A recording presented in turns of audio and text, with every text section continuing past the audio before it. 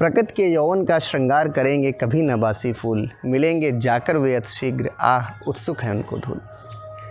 एक एकांतिक और शांत वातावरण में आप सभी का फिर से स्वागत है। बोर्ड एग्ज़ाम्स में पहला पेपर आपका हिंदी का हो चुका है। कई बच्चों के प्रश्न आए और उन्होंने पूछा भी कि सर क्वेश्चन में कुछ ये चीज़ें आई हैं, कुछ इस तरीके से आया है। मैं बड़े ही आत्मसात ढंग से उनको समझ रहा था, सोच रहा था कि कहाँ पर उनके अंदर एक्साइटमेंट है और कहाँ पर उन्होंने गलतियाँ की हैं। कोई बात नहीं बच्चों, हमको अभी बहुत सारे हमारे पेपर बाकी हैं और उनको हमको अच्छे से करना है और अच्छे पॉजिटिव वाइब्स हैं आप लोगों के। और इसी कड़ी की श्रृंखला में गणित से संबंधित कुछ प्रश्नों पर मैं चर्चा करूंगा और आज वो प्रश्न आपके बहुत ही ज़्यादा काम आने वाले हैं, क्योंकि गणित को लेकर सबसे ज़्यादा प्रश्न अभी कुछ ही दिन पहले जॉइंट डायरेक्टर ऑफिस से एक हेल्पलाइन नंबर चालू हुई थी, विज्ञान चेतना। तो उसमें मुझे अवसर मिला था, मैथमेटिक्स के लिए हेल्पलाइन में मैं था और मुझे एक अवसर मिला कि इसमें बच्चों ने कई सारे प्रश्न पूछे और सबके यही प्रश्न थे कि सर वो गणित का प्रश्न मेरे समझ में नहीं आता है, या गणित का प्रश्न मैं कैसे करूं। यहाँ तक ये भी प्रश्न आ रहे थे कि आखिर गणित में पास होने के लिए कितने नंबरों की आवश्यकता है। डर है, कोई बात नहीं, इस डर को निकालो भाई। अब ज़्यादा नहीं डरना है। चीज़ों को एक बार अगर आप समझोगे, क्वेश्चन के स्टेप्स आप लिखोगे, थोड़ा सा भी अगर आप सॉल्व करोगे, तब भी आपको मार्क्स मिलने वाले हैं। तो इस एकांत शांत वातावरण में आपके बीच में आप देख पा रहे होंगे कई सारे मनोहर दृश्य, चिड़ियाँ चहचहा रही हैं, आनंद का वातावरण है। और इस बीच मैं थोड़ा शांत भाव से आपके बीच में पुनः मिलने आया हूँ। हिम्मत नहीं हारनी है और अपने आप को मजबूती के साथ खड़े रखना है। धन्यवाद। अब मान लीजिए बोर्ड एग्ज़ाम आपका स्टार्ट हुआ और आपके सामने कुछ क्वेश्चंस हो सकता है इससे रिलेटेड आपको मिल जाए, या हो सकता है यही आपके सामने हो। तो अब प्रश्न अगर आता है तो बच्चों के अंदर सबसे बड़ा ये रहता है कि सर हम प्रश्न हमारे समझ में क्यों नहीं आ रहा है। अरे बच्चों तो कितना आसानी से लिखा हुआ है। अब कोई भी प्रश्न मैंने मान लीजिए ले लिया कि आकृति में ओ वृत्त का केंद्र है, ठीक, पी क्यू एक जीवा है। जहाँ जहाँ जो चीज़ लिखी उसको बस देखते जाएं। पी और क्यू क्या है, एक जीवा है, तथा पी पर खींची गई स्पर्श रेखा, पी पर एक स्पर्श रेखा खींच दी गई है, पी आर। जीवा पी क्यू के साथ में 50 अंश का कोण बनाती है। अब ये जो जीवा थी इसके साथ में कितने अंश का कोण बना रही है, 50 डिग्री का। तो बताइए कोण पी ओ क्यू किसके बराबर होगा, पी ओ क्यू किसके बराबर होगा। अब देखिए जो बातें उसने कही वो सब आपके सामने है। अब जब ऑप्शन वाले प्रश्न आपके सामने आते हैं तो उसको अपने हिसाब से बना लीजिए। आपके दिमाग में क्या आना चाहिए कि एक स्पर्श रेखा हमको मिल रही है और एक हमारा वृत्त है। हो सकता है फिगर थोड़ा सा आपको डिफर दिखाई दे, कोई नहीं, हमने यहाँ पे थोड़ी सी स्पर्श रेखा को बढ़ा लिया। जैसा कि हम जानते हैं कि केंद्र से अगर हम उस परिधि पर अगर हम खींचे इस केंद्र को, जहाँ जिस बिंदु पर ये स्पर्श कर रही है, तो ये जो एंगल होता है ये 90 डिग्री का बनेगा, चाहे इधर से देखें और चाहे इधर से देखें। अब यहाँ पर उसने क्या किया, थोड़ा सा उसने चतुराई की कि आपको ये वाला एंगल दे दिया और हमें पता है कि ये एंगल जो होगा ये कितना होगा बेटा, 90 डिग्री का, और हमको दे दिया क्या, ये एंगल। और हमसे पूछ क्या रहा है, पी ओ क्यू, जो बीच का होता है वही हमारा कॉर्नर है। तो पी ओ क्यू हमको ये पूछ रहा है। अब आपके दिमाग में ये आना चाहिए कि अगर हमें इसका मान पता चल जाए इतने का, ठीक, तो क्या होगा, हमें ये इसके बराबर होगा। क्यों, क्योंकि हमें पता है ये आपका समद्विबाहु त्रिभुज के गुण से ही हम लोग इसको कंप्लीट कर पाएंगे। देखो ये और ये दोनों क्या है, ये त्रिज्या है, दोनों आपस में बराबर है, तो दोनों कोण भी क्या होंगे, बराबर होंगे। तो अब ये 50 है और ये पूरा कितना बेटा, 90। अभी 90 हमने बताया ना आपको, ये 90 है पूरा। और यहाँ पर क्या है, एक जीवा गई है, इसका मतलब है कि ये जो 50 है और ये आखिरी में बचा कितना, ये 40 बचा आपका, ठीक, क्योंकि दोनों मिला के 90 बनेंगे ना। तो 40 डिग्री एंड 40 डिग्री, तो ये कितना हो गया आपका बेटा, 80 डिग्री। अब ये 80 डिग्री हो गया, लेकिन हमको चाहिए कौन सा, ये पी ओ क्यू चाहिए। तो इसको करने के लिए हमें क्या करना पड़ेगा, तीनों त्रिभुज, जो त्रिभुज होता है ना, तो तीनों कोण कितने अंश के बराबर होते हैं, 180 अंश। तो अगर हम इसको x मान लें और इनको 40 को जोड़ के हमारे 80 हो गए, तो 180 के बराबर। तो x बराबर क्या हो गया, 180 माइनस 80, तो x इक्वल टू क्या हो गया, 100 डिग्री। अब देखिए आपके सामने ऑप्शन दिया है, आपने तुरंत अपनी OMR सीट में 4 गोले आपके सामने होंगे, उसमें आपका जो ए वाला पार्ट होगा उसको आप ऐसे करके काला भर दीजिएगा। ठीक, इतने तो करना, और ये सब काम आप रफ पर कर सकते हैं। ठीक है, अगला क्वेश्चन देखिए। अब आपके सामने एक क्वेश्चन दूसरा आपको दिखाई दे रहा होगा कि किस तरीके से के किस मान के लिए निम्नलिखित रैखिक समीकरण के युग्म अपरिमित रूप से अनेक हल होंगे। बहुत बातें आएंगी, आपको घबराना नहीं है। अब यहाँ से आपको पकड़ना है अनेक हल। अब अनेक हल होने की कंडीशन क्या है मैं आपको बताऊंगा। अब देखिए, अनेक हल की जो कंडीशन होती है वो किस तरीके से हम उसको समझेंगे। देखिए, आपके सामने दो समीकरण दी हुई है, के एक्स प्लस 3y माइनस के माइनस। अब परीक्षा में जब भी कोई चीज़ आए, पहले तो हम प्रश्न को देखें, जल्दबाजी ना करें, हर चीज़ को पहले समझने का प्रयास करें। कंडीशंस हमें पता होंगी तो बहुत आसान से कर सकते हैं। अब अनेक हल की कंडीशन क्या होती है, बहुत ही आसान से, दोनों समीकरणों को अगर हम ध्यान से देखें मिला के, तो कंडीशन होती है a1/a2 equal to b1/b2 equal to c1/c2। अब आप कहोगे ये क्या चीज़ है भाई, ये कंडीशंस आपको सर ने बताई होगी कि अगर एक समीकरण हमारी ऊपर है तो इसमें एक्स वाई और जो हमारा a x square plus b x plus c, इस टाइप से हम लोग उसमें पढ़ते हैं, लेकिन यहाँ पर हम ए एक्स वाई और या सी की बात हम कर सकते हैं। तो इनका जो अनुपात होता है ये आपस में क्या होता है, ये बराबर होता है। ठीक है, अब इसी कंडीशन को हम दूसरी तरीके से यहाँ पर कर सकते हैं। हमको क्या करना होगा कि a1/a2 बराबर, अब यहाँ पर देखिए, यहाँ गुणांक x का क्या है, k है, यहाँ पर x का गुणांक क्या है 12, तो क्या हो जाएगा k/12। ठीक, अगली कंडीशन देखिए, b1/b2, यहाँ पर y का गुणांक क्या है 3 अपान y का गुणांक क्या है यहाँ पर k। ठीक, और तीसरी कंडीशन क्या है c1/c2, ये क्या है आपका माइनस का। अब यहाँ पे ऑलरेडी माइनस दिया हुआ है तो उसको दूसरे तरीके से ले सकते हैं, क्योंकि माइनस माइनस ऑलरेडी यहाँ पे कट जाएंगे, तो हम क्या लिख सकते हैं k-3/k। ठीक, अब ये आपकी कंडीशंस बन गई। अब इसी कंडीशंस के आधार पर इसको हम लोग हल करेंगे। कैसे हल करेंगे कि अगर रैखिक समीकरण के युग्म में अपरिमित रूप से अनेक हल होने चाहिए तो उसके लिए कंडीशन ये हमको मिल गई। अब दोनों को आपस में एक बार बराबर करके देंगे, क्योंकि ये तीनों चीज़ें क्या है आपस में एक दूसरे से रिलेट कर रहे हैं, एक दूसरे के साथ में इक्वल है। तो हम क्या करेंगे a1/a2 इक्वल टू क्या करेंगे b1/b2 करके देखते हैं। तो क्या हमारे सामने कंडीशन आएगी k/12 इक्वल टू 3/k, और इसके इक्वल टू क्या हो रहा है हमारा k-3/k। ये तो कंडीशन आ रही है। अब ध्यान से देखिए, अगर हम एक एक पद को एक एक साथ में लेकर चलें तो हम क्या पाते हैं k/12 इक्वल टू 3/k। अब 3 गुणा आपको पता ही है, k² इक्वल टू 12 12 24 12 36। तो k का मान क्या आ गया 6 × 6 होता है ना, तो ये ±6 आता है। ठीक, या तो प्लस में वैल्यू होगी या तो माइनस में वैल्यू होगी। साथ ही अब हम दूसरी कंडीशन को देखते हैं कि अगर हम b1/b2 इक्वल टू c1/c2 करके देखते हैं तो क्या हमको मिल रहा है 3/k इक्वल टू k-3/, अब यहाँ से देखिए k क्रॉस हो गया तो 3 इक्वल टू k-3, तो k इक्वल टू 3 इधर आ गया तो कितना हो गया प्लस का 6 हो गया। ठीक, इसको इस तरीके से भी हम यहाँ पर कर सकते हैं।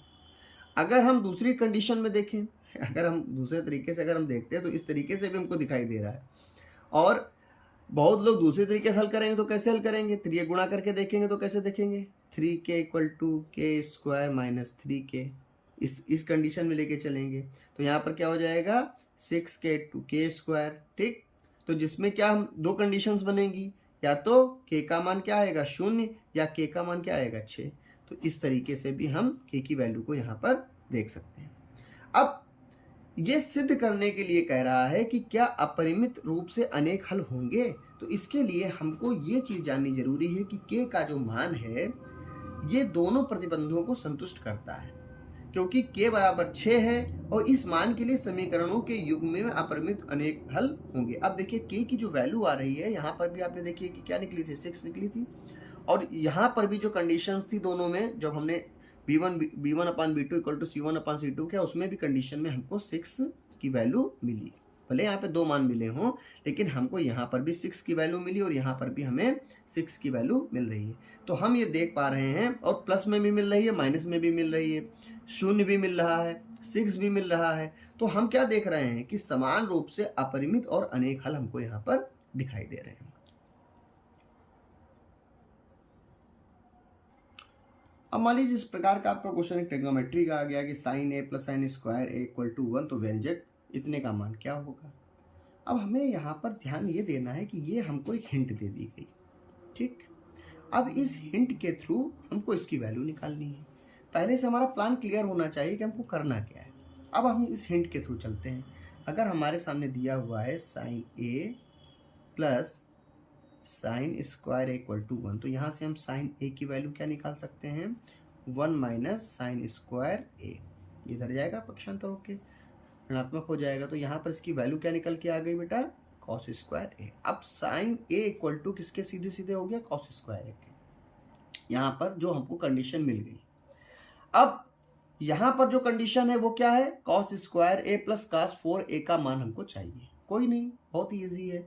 हम अब क्या करेंगे, दोनों पक्षों में क्या कर देंगे, स्क्वायर करके देखते हैं। तो साइन स्क्वायर इक्वल टू क्या हो जाएगा, यहाँ पर कॉस की वैल्यू 4a हो जाएगी, ठीक। कॉस 4a का मतलब कॉस की पावर 4 है, ठीक है। अब ये आपके सामने कंडीशन आ गई। अब आपको चाहिए क्या, कॉस स्क्वायर ए और कॉस स्क्वायर 4a का अगर हम जोड़ते हैं तो उसका मान हमारे सामने क्या निकल के आना चाहिए।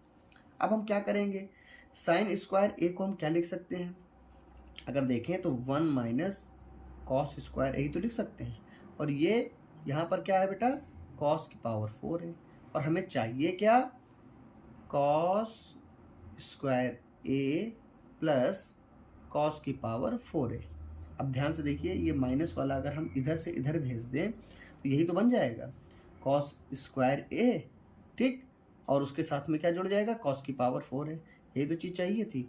और फिर बचा क्या हमारे पास, वही तो बचा। इसका मतलब आंसर क्या हो गया।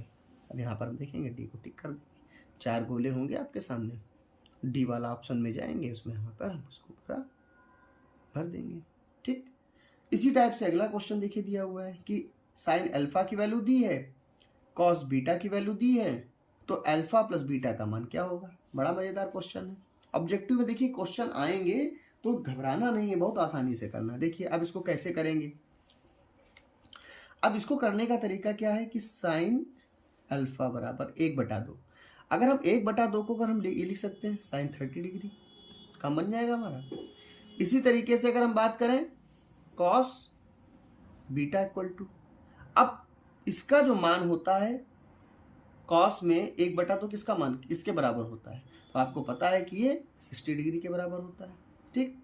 और अल्फा और बीटा दोनों को हम जोड़ेंगे तो यहाँ से क्या, हम अल्फा बराबर 30 डिग्री और यहाँ पर बीटा बराबर 60 डिग्री, इसी रूप में तो देख सकते हैं। सॉरी, कॉस यहाँ पर लगा दें हम, कॉस बीटा बराबर कॉस 60 डिग्री।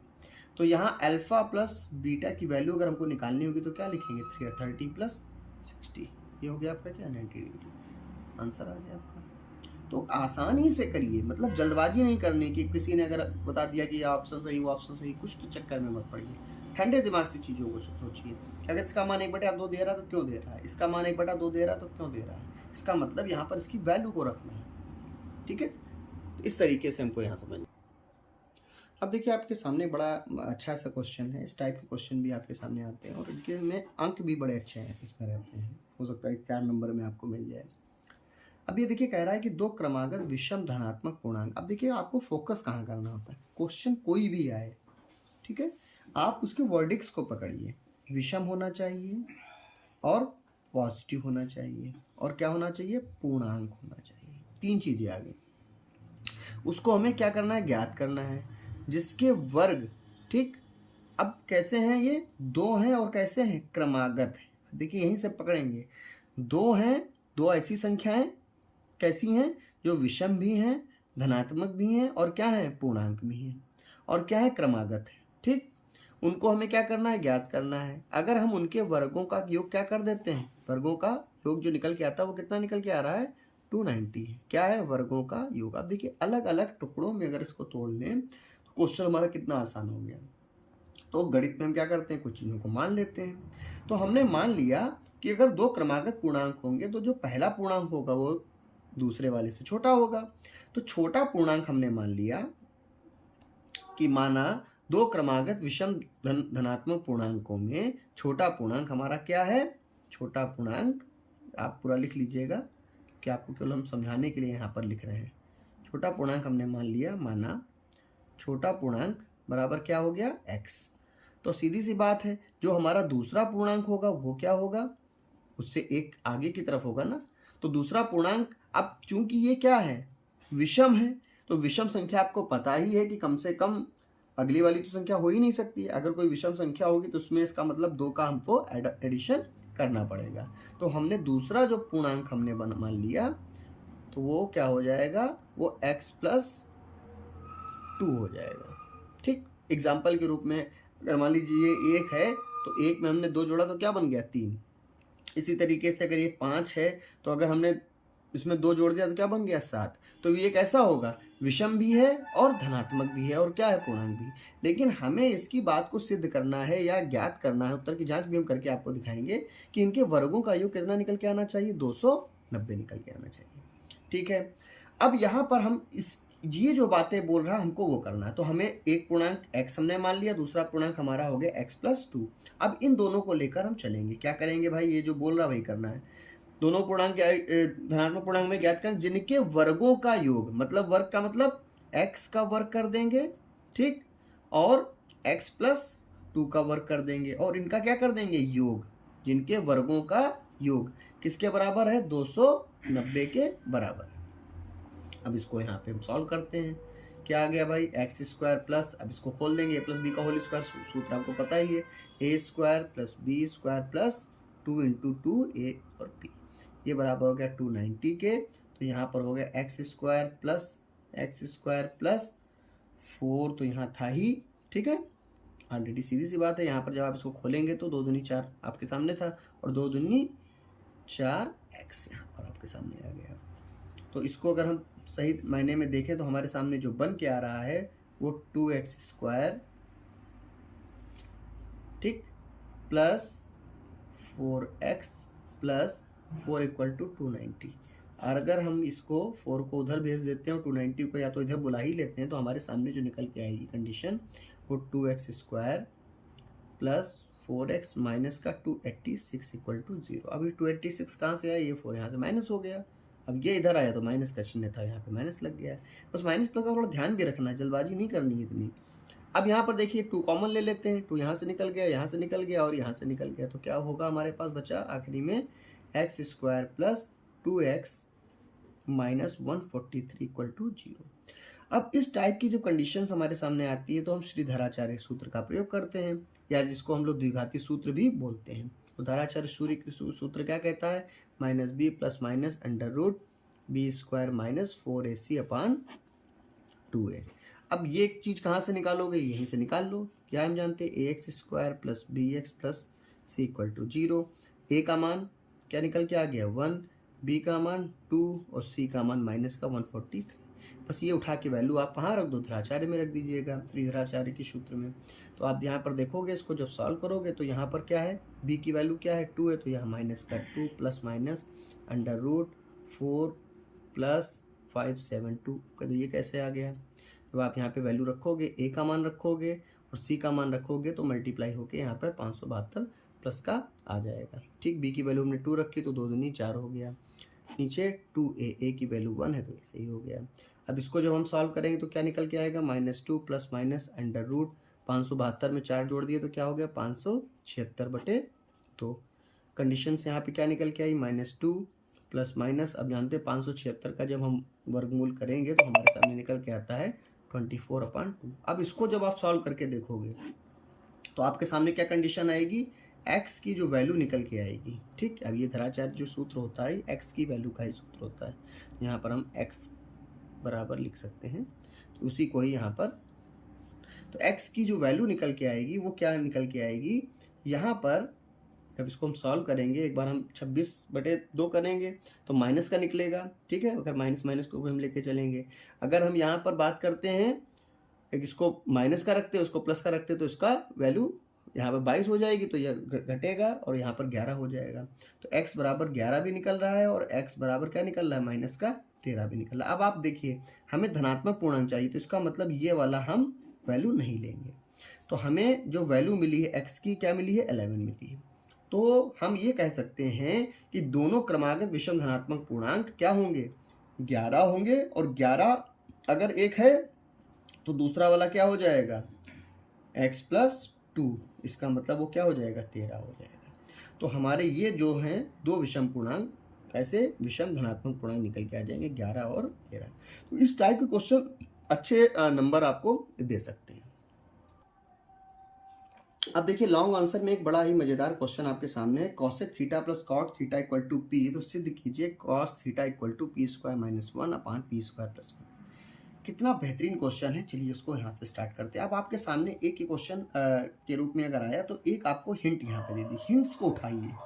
अब हिंट्स में देखिए क्या लिखा है, cosec theta plus cot theta equal to p, इसको हमने इक्वेशन क्या मान लिया, 1 मान लिया। ठीक, अब हमें एक फार्मूला पता है, क्या फार्मूला हमें पता है, अब आपको याद होनी चाहिए कुछ फार्मूला। फार्मूला क्या है, cosec square theta minus cot square theta equal to 1। अब ये फार्मूला अगर हमें पता है तो इससे हम कुछ और भी चीज़ें निकालेंगे, क्योंकि ये इससे मिलता जुलता है। क्या करेंगे, अब यहाँ a square minus b square, तो क्या फार्मूला होता है, a + b और a - b। हम लोग यहाँ लगा के देखते हैं कैसे निकलेगा। cosec theta minus cot theta एक ब्रैकेट में, cosec theta plus cot theta दूसरे ब्रैकेट में, इक्वल टू क्या 1। अब यहाँ देखिए cosec थीटा और कॉट थीटा आपको मिल रहा है, cosec थीटा और कॉट थीटा मिल रहा है। अब यहाँ पर समीकरण 1 से वैल्यू को आप पुट करके देखेंगे तो आपके सामने क्या आ जाएगा, cosec theta minus cot theta into p बराबर 1। अब आपके सामने आ गया ये चीज़। अब हम दूसरे तरीके से इसको और देख ले तो क्या हम कर सकते हैं, cosec theta minus cot theta equal to 1 upon p। अब इसको हम इक्वेशन नंबर 2 बता सकते हैं। अब ये हमारी इक्वेशन नंबर 1 थी, ये क्या होगा, इक्वेशन नंबर 2। अब हम इक्वेशन फर्स्ट प्लस सेकंड कर दें, दोनों को क्या कर दें, जोड़ दें। जोड़ने, अब जोड़ने पर हमारे सामने क्या कंडीशन आएगी, यहाँ से देखिएगा। अब हम इसी के नीचे इसको रख लें तो आपके cosec theta plus minus cot theta equal to 1 upon p। अब इसको जब हम जोड़ेंगे तो ये तो दोनों कैंसिल हो जाएंगे। ठीक, अब हमारे सामने क्या है, 2 cosec theta equal to p + 1 upon p निकल के आ गया। इसको दूसरे तरीके से हम क्या लिख सकते हैं, cosec थीटा इक्वल टू, अब ये p से p मल्टीप्लाई होगा तो p² + 1 अपान, ये 2 कहाँ चला जाएगा, नीचे चला जाएगा। तो हमारे सामने ये कंडीशन एक आ गई। अब इसी तरीके से हम अगर इसको कन्वर्ट कर लें किस में, साइन में। आप कहोगे साइन में सर कैसे करेंगे, हम जानते हैं साइन थीटा बराबर क्या होता है, 1 अपान cosec थीटा। तो इसका जस्ट अपोजिट हो जाएगा, मतलब 2p ऊपर हो जाएगा और p² + 1 नीचे हो गया। तो अब इस प्रकार की हमने दो चीजें यहाँ पे प्राप्त कर ली। अब कह क्या रहा था, ये cos थीटा इक्वल टू हमको निकालना है। तो अब हम cos की वैल्यू में इनको कैसे करें, एक फार्मूला आपको पता होगा, sin square theta plus cos square theta बराबर 1 होता है। ठीक है, अब सारी की सारी वैल्यू हमको किस में कन्वर्ट करनी है, हमको कन्वर्ट करनी है सारी की सारी वैल्यू cos के फॉर्म में। तो अब क्या करेंगे, cos स्क्वायर थीटा को यहाँ रखा, साइन को उधर भेज दिया, तो क्या हो गया, 1 माइनस साइन स्क्वायर थीटा। ठीक, अब cos थीटा बराबर क्या हो जाएगा बच्चों, अंडर रूट, अब ये यहाँ पर स्क्वायर कहाँ चला गया, यहाँ पर, तो क्या हो गया, under root 1 minus sine square theta. अब हमें cos थीटा की वैल्यू चाहिए। अब यहाँ पर बस हमको वैल्यू को क्या कर देना है, पुट कर देना है। कैसे करोगे, 1 माइनस साइन का मान तुम्हारे सामने क्या है, 2p अपान p² + 1। अब ये किस रूप में हो जाएगा, स्क्वायर फॉर्म में हो जाएगा। यहाँ पे जगह हमको मिल रही है, यहाँ पे हम आपको बताए दे रहे हैं। यहाँ से देखिए cos theta equal to under root, अब इसको हम खोल के देख लेते हैं। तो खोलेंगे तो क्या हमारे सामने निकल के आएगी कंडीशन, यहाँ से देखिएगा 1 माइनस 4p² अपान p² + 1 का होल स्क्वायर, ऐसे कर दें, ऊपर हमने स्क्वायर कर दिया, नीचे कर दिया। ठीक है, अब इसको जब हम खोलेंगे तो हमारे सामने आएगी कंडीशन, तो ये गुणा करके p⁴ + 1 - 2p² अपान, इसको आप सोल्यूशन जब आप कर लेंगे तो सामने नीचे आपके सामने आ जाएगा p² + 1 का होल स्क्वायर, cos थीटा बराबर। अब cos थीटा बराबर यहाँ पर जो निकल के आएगी वैल्यू वो हमारे सामने, अब इसका भी स्क्वायर बन जाएगा तो क्या बन जाएगा, p² - 1 का होल स्क्वायर, नीचे पी स्क्वायर माइनस 1 का होल स्क्वायर, और होल स्क्वायर अंडर रूट के साथ में कट जाएंगे, तो हमारे सामने वैल्यू आ जाएगी कॉस थीटा बराबर p square minus 1 upon p square minus p square plus 1। ये देखिए यहाँ पे प्लस ही की वैल्यू है तो यहाँ प्लस आएगा। ठीक है, देखिए आपके सामने कितना आसानी से आपने क्वेश्चन को सॉल्व कर लिया। तो एक बार इसको फिर से देखने का प्रयास करिएगा। इस टाइप के क्वेश्चन भी आपके सामने बहुत ही अच्छे नंबर आपको मिल सकते हैं इससे। अब ये देखिए कितना बढ़िया क्वेश्चन आपके सामने। उस त्रिभुज का क्षेत्रफल ज्ञात कीजिए जिसके शीर्ष आपके दिए गए -5 -1। अब ये देखिए ये क्वेश्चन आपका कार्तीय तल जिसको आप लोग बोलते हैं या सरल रेखा बोलते हैं, उसी से रिलेटेड ये आपके सामने है। तो ये एक क्वेश्चन आता है हर बार। बड़े ही आराम से करेंगे इसको, मतलब जल्दबाजी हमें बिल्कुल नहीं करनी है। और ये जो वैल्यूज़ होती हैं, इन वैल्यूज़ को पहले हम निकाल लें, जैसे x1 y1 x2 y2 x3 y3, इसके फॉर्म में हम इसको अलग जरूर निकाल लें। कैसे निकालेंगे? अगर मान लीजिए शीर्षों के निर्देशांक हमको दिए गए हैं तो हमने x1 की जो वैल्यू हमारी -5 निकल के आ गई, यहीं से उठा लीजिए। ठीक, y1 की वैल्यू हमारे सामने -1 निकल के आ गई। इसी तरीके से x2 की वैल्यू 3 निकल के आ गई, y2 की वैल्यू -5। इसी तरीके से अगर हम बात करें x3 की वैल्यू 5 और y3 की वैल्यू हमारे सामने कितनी? ठीक, जो चीज़ लिखी है बस उसको हमको उठा लिया। इसका फार्मूला है, क्या है? त्रिभुज का क्षेत्रफल। फार्मूला जरूर आपको याद होना चाहिए, 1/2। अब इसकी शुरुआत कहाँ से होती है? x1 से शुरुआत होगी, y2 माइनस y3। अब ये आपका सर्कल चलेगा क्या लगाकर? प्लस लगाकर। प्लस, अब x1 आ गया तो यहाँ पर क्या आएगा? x2। यहाँ y2 आ गया तो यहाँ पे क्या आएगा? y3। यहाँ पे माइनस है तो यहाँ पर भी माइनस। यहाँ y3 है तो क्या हो गया? y1। ठीक, अब x2 आ चुका है तो क्या हो गया? x3 ब्रैकेट में। y3 आ चुका है तो क्या हो गया? y1, माइनस ऑलरेडी लगा हुआ है, और y1 आ गया तो क्या हो गया? एक बार अगर इसको आप समझ जाएंगे तो ये सूत्र ही है, रटने नहीं पड़ते हैं, ये एक बार सीक्वेंस में आपके समझ में आ जाएंगे। अब हमें करना क्या? इनकी वैल्यू को रख देना है। 1/2 वैल्यू हमने रख दी। क्या वैल्यू है भाई? -5 x1 की वैल्यू है, y2 की वैल्यू क्या है यहाँ पर? -5 -2 प्लस 3 2 -1 ब्रैकेट प्लस 5 -1 -5 छोटा 1, मझला ब्रैकेट भी लगाते हैं, चलिए यहाँ पर आपको बताने के लिए। तो 1/2 अंदर हम जब इसको घटाएंगे तो क्या हो जाएगा? -5 × -7। इसी तरीके से यहाँ पर 3 हो जाएगा, तो 3 तो है ही, यहाँ पर 2 + 1 हो जाएगा। इसी तरीके से +5 -1 + 5 हो जाएगा, और ब्रैकेट हमारा बंद हो जाएगा। आगे हम देखते हैं, इसको सॉल्व करेंगे तो क्या हमारे सामने निकल के आ रही कंडीशन? 1/2। अगर मल्टीप्लाई कर लेंगे तो मल्टीप्लाई कर सकते हैं यहाँ पर, तो 7 5 7 35 प्लस का 35 हो जाएगा। इसी तरीके से प्लस करेंगे यहाँ पर 3 × 3 मतलब 3 × 9 हो जाएगा। और यहाँ हम बात करें तो यहाँ पर क्या चीज़ आएगी? 4 हो गया, 5 चक्कू 20 हो गया, तो इसको हम यहाँ पर 20 कर सकते हैं। सबको हम अगर हल करते हैं तो क्या निकल के आता है हमारे सामने? 1/2 अगर जोड़ लीजिए, 9 5 14 64 के आसपास यहाँ पर आएगा। तो क्या हो गया हमारा? × 64। इसको भी हमने हल कर लिया तो कितना आ गया? 32 वर्ग इकाई। तो जो हमारा क्षेत्रफल निकल के आता है वो हमेशा वर्ग इकाई में निकल के। तो इस तरीके से आपने निकाल लिया। इस टाइप से अभी कोई भी क्वेश्चन दिए हों तो ये फार्मूला हमको ध्यान में रखना है। ठीक है, अब एक